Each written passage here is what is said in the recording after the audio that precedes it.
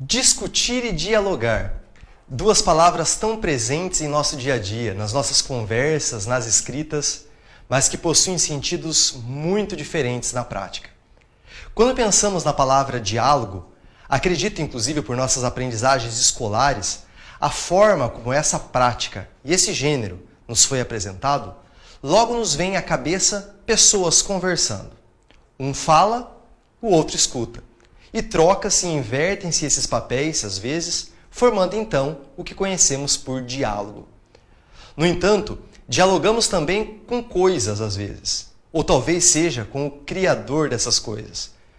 Quando ao fazermos uma leitura, por exemplo, visualizamos uma imagem, um vídeo ou até um post de alguém numa rede social, criticamos, avaliamos, damos a nossa opinião por meio de respostas e essas postagens, enfim, dialogamos com o outro, mesmo à distância. Há também nossos diálogos internos. Conversamos com o eu de nós mesmos, aquela voz interna que caminha com a gente, quase fazendo aquela imagem de um lado, um anjinho bom, e do outro lado, um anjinho mau, que fica um de cada lado em nosso ombro, como nos desenhos animados, conversando com a gente, nos aconselhando e até mesmo nos convidando para algumas ações. Sim, dialogamos com nós mesmos nesses momentos. E como é importante, não é? Dialogar consigo mesmo, conversar, trocar ideias e autoaconselhar-se, se é que isso é possível. Bom, vamos lá. Há também que se pensar no verbo discutir. Ainda que essa palavra também esteja em contextos variados na nossa vida, uma discussão sobre certos assuntos importantes, o discutir relações entre casais, a discussão de uma mesa temática num evento científico, por exemplo, o verbo discutir, diferente do verbo dialogar, já carrega em sua etimologia um peso muito maior. Parece-nos que discutir traz consigo a ideia de força, enfrentamento, esforço físico. Em minha opinião, esse tem sido o grande desafio do convívio entre pessoas nos últimos anos. A confusão entre esses dois termos e a opção de muitas vezes discutir ao invés de dialogar tem sido às vezes um problema. Em nossas inúmeras relações diárias, e não são poucas, temos preferido discutir a dialogar.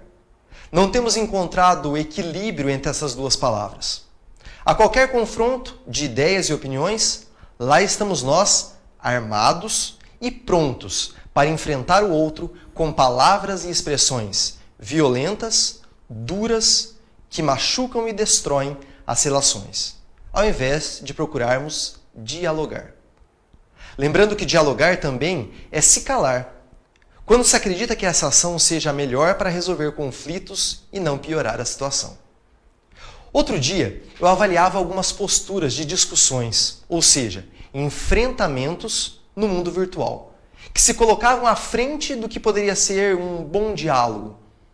Vamos pensar, o não retorno de um e-mail ou de uma mensagem de WhatsApp, por exemplo, é um silêncio que enfrenta, conflita e até mesmo ofende.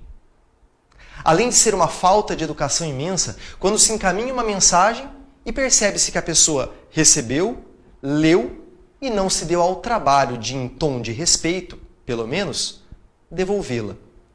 Junto disso, é importante considerar o uso dos emojis, emoticons, esses nomes estranhos presentes no mundo virtual. Para provocar o outro, manda-se um joinha, que vem carregado de desdém e indiferença, quando se podia, ao menos, dizer palavras para dialogar com o outro. Enfim, estamos precisando, no papel de ser humano que somos, de pessoas do bem. Procurar cada dia mais minimizar os problemas e os confrontos, procurando criar e manter relações de paz e bem nos ambientes que frequentamos, sejam eles reais ou virtuais. Quer dialogar comigo mais sobre esse assunto? Que tal mandar um e-mail para minha rede social?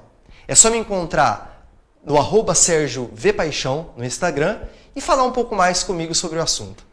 Eu tenho certeza que a sua experiência sobre o assunto vai fazer com que nós tenhamos um grande e produtivo diálogo, não uma discussão.